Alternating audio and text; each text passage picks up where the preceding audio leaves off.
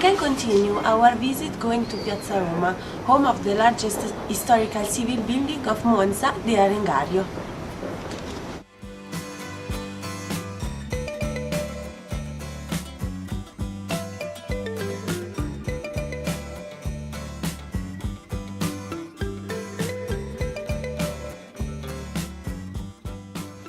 Let's go!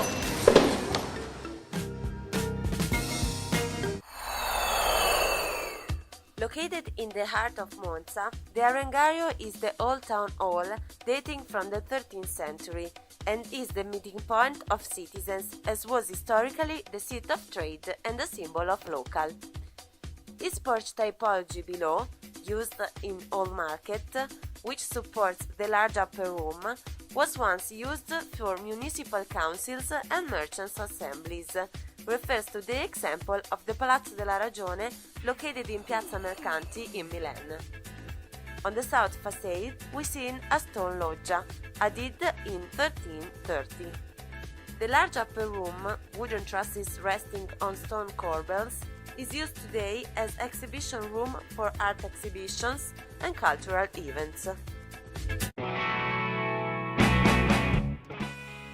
Let us take the bike and head toward the Villa Reale, passing via Carlo Alberto, the second most important street of the center and also home of several businesses. It could be worse, I could be alone, I could be locked in here on my own, or like a stone that's So here we are in front of the Villa Reale.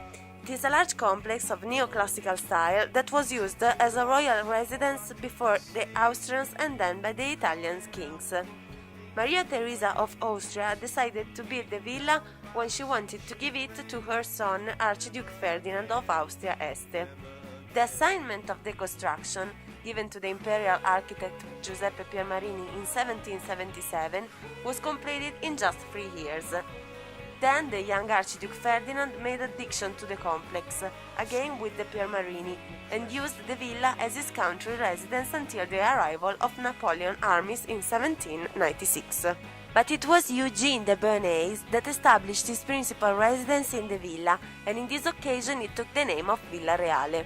After the fall of Napoleon, there was the return of the Austrian king until the War of Independence, when the villa became property of the Royal House of Savoy. In 1900, Umberto was assassinated in Monza by Gaetano Bresci, and following the tragic events, the new king Vittorio Emanuele III did not want to use the Villa Reale, making it close and transfer to the Quirinale most of the furnishings.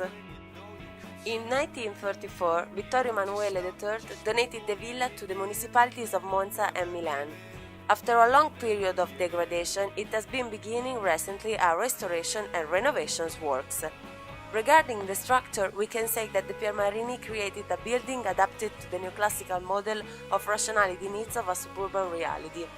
The 3 main bodies, arranged in a U-form, are bordering in a large court of honor, close by chapel and the riding school. As the Palace of Caserta of Vanvitelli and before that at Versailles, the Villa Reale in Monza emphasizes a strategy in which, through a main street, connects the villa to the center of the power. The complex consists of the Royal Chapel, the Lady Knight, the Rotonda Piani, the Court Theatre, the Orangerie. Last feature to describe is without doubt the Serrone or alias Orangerie in 1709. Historically intended to greenhouses for the villa garden services. In a spurgy cage there were also played shows of various kinds on the court. In the second half of the 20th century, just before the Serrone, was planted a large rose garden in which every year in May a flowers competition was held. After the restoration occurred, the building today is designed to center of contemporary art exhibitions.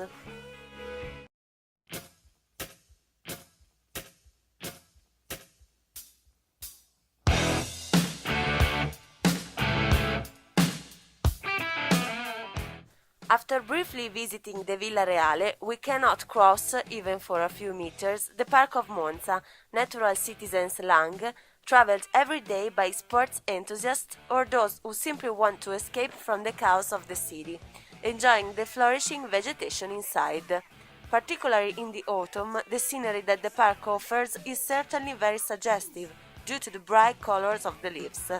The park extends almost 700 hectares and is one of the most historic parks in Europe and the largest among those surrounded by walls.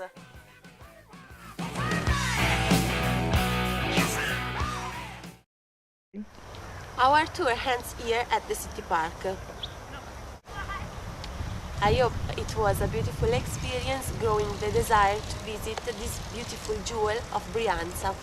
Bye bye!